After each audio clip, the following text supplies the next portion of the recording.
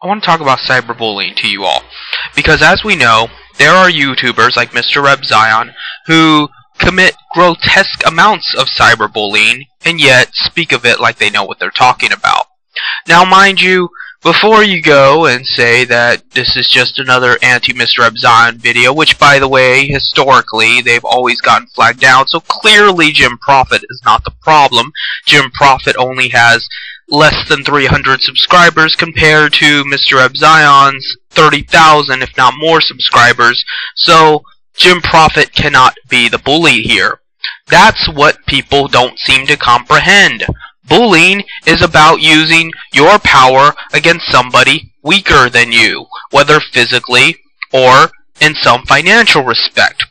Bullying is about status.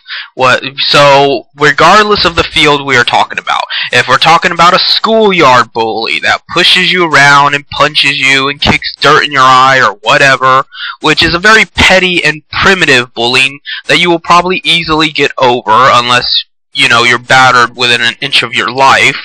More so, we need to talk about the status of bullying. The bullying that happens passive-aggressively, online and offline alike. Your employer could technically be considered a bully, because anybody that has financial or social power over you is bullying you. They are using said power to impede upon you. So by that nature, moderators have to be bullies. People that support moderators are supporting bullying. Mark Anthony is supporting bullying. Candy Cow is supporting bullying. And everybody talks about how horrible bullying is, but what can they really do about it? Their entire society revolves around bullying. The entire point of the capitalist mode of production isn't to get rid of the bullies, isn't to get your just desserts and get revenge on the bullies.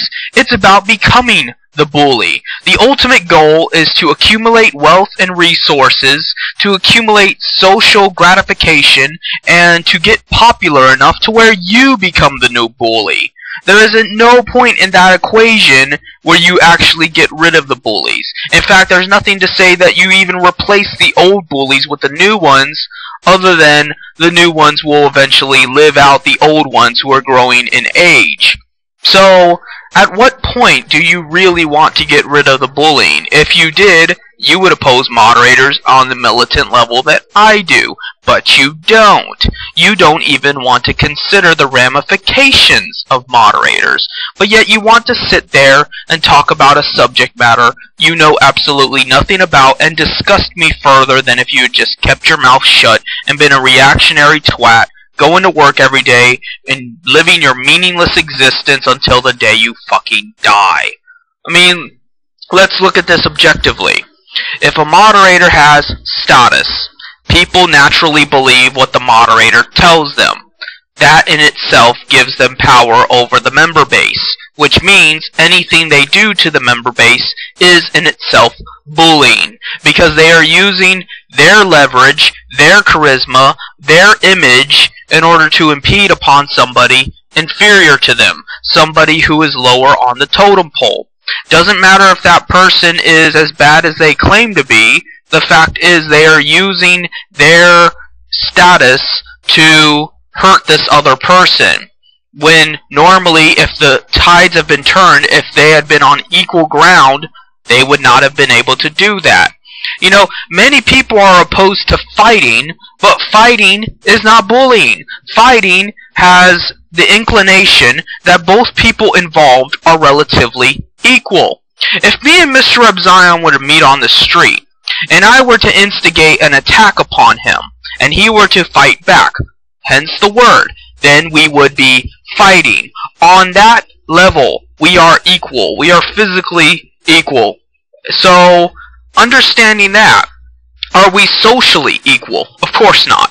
Mr. Reb Zion has more subscribers than I do. Mr. Reb Zion has more fans than I do. Mr. Reb Zion has more leverage in the YouTube community than I do. People listen to Mr. Reb Zion. Therefore, whenever Mr. Reb Zion attacks me, whenever Mr. Reb Zion blocks me, whenever Mr. Reb Zion targets me over one issue or over another, the point is he is bullying me.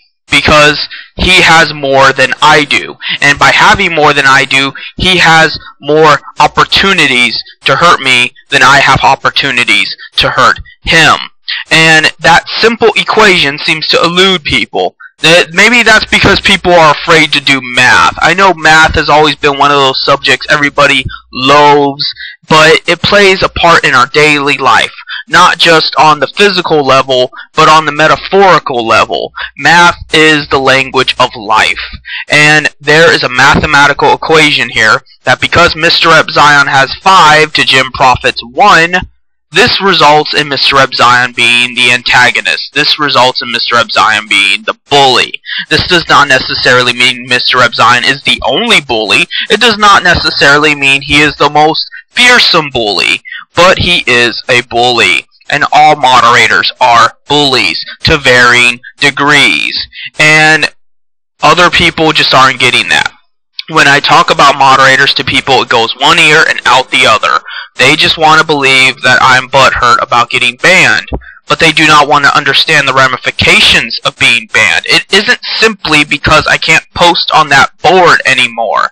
It's the principle of the matter that while I have contributed, while I have given my opinion, while I have taken the time out of my day to exemplify how I feel about a situation and interact with other people on a, normal basis, on a humane basis, and just civilly interact, somebody comes behind me and undoes that. Somebody comes behind me and attacks me, censors me, suppresses me, harasses me, for no other reason than because he can. Because he's the moderator and what he says goes. And we put up with that. But for me to say that I have the right to take out my gun and put it in his mouth and blow his brains out is somehow wrong. It's somehow crazy. Even though I'm the one with less than. I'm the one that's struggling. I'm the one that has 1 to his 5. But people don't want to do basic math. I'm not the one with the huge member base. I'm not the one with the money resources. I'm not the one with the giant websites. But somehow, I am the one having to make the sacrifices. I'm the one having to work my ass off. I'm the one having to prove myself to these people, as opposed to just cooperatively interacting with them, as is the ultimate goal of communism. So, understanding all of this is why I say moderators should be our primary target. Because on a social level, not even just an economic level, they are the bourgeois. They think like the bourgeois. And this only proves that just because you were to get rid of private capital would not necessarily mean you get rid of capitalists. Because capitalism transcends private exploitation. That is a huge part of it, and it gives them a lot more leverage than they would otherwise have.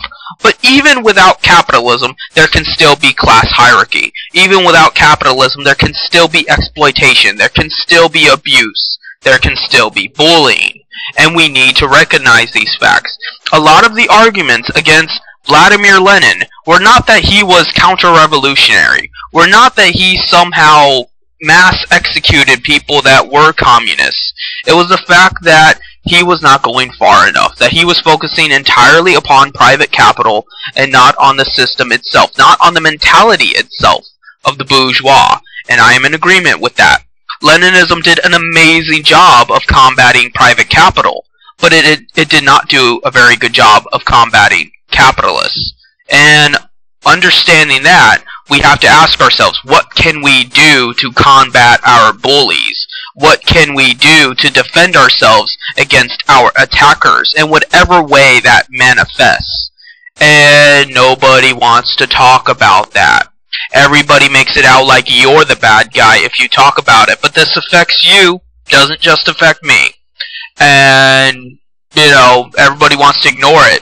Mark Anthony and Candy Cow are just happy going about their day, getting banned, getting treated like garbage, and always being less than. They don't have any resources. They don't have any charm. Nobody listens to a goddamn word they say. But somehow they're okay with that.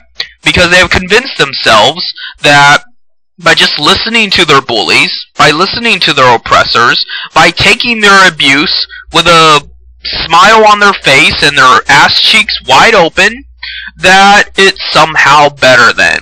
That somehow it'll work itself out. I guess that's the mentality of religious people in general, but that's not the way it works. It doesn't matter how long you deal with a bully, they're not going to go away. They're not going to change their mind. They are not going to see the errors of their ways. They are only going to be prevented from bullying you in the future. If, for example, a bully were to keep punching you, there is nothing in his mind that's going on to stop him from punching you. He is not going to feel remorse for you or compassion, or at any point stop punching you. At most, he might go and punch somebody else, and then you're not the one getting punched anymore. The only thing that's going to stop him from punching you is to chop off his fucking hands. When he has no fists to punch you with, that's when the beatdowns will end. So, you have to ask yourself, what are you willing to do, and what do you think would be the most efficient means to cut off his hands so he cannot pummel you? Because that is the only thing going on in his mind. Is pummeling you, is hurting you, is abusing you, is oppressing you. That is how moderators think. That's the only thing they think about. That's really all I have to say.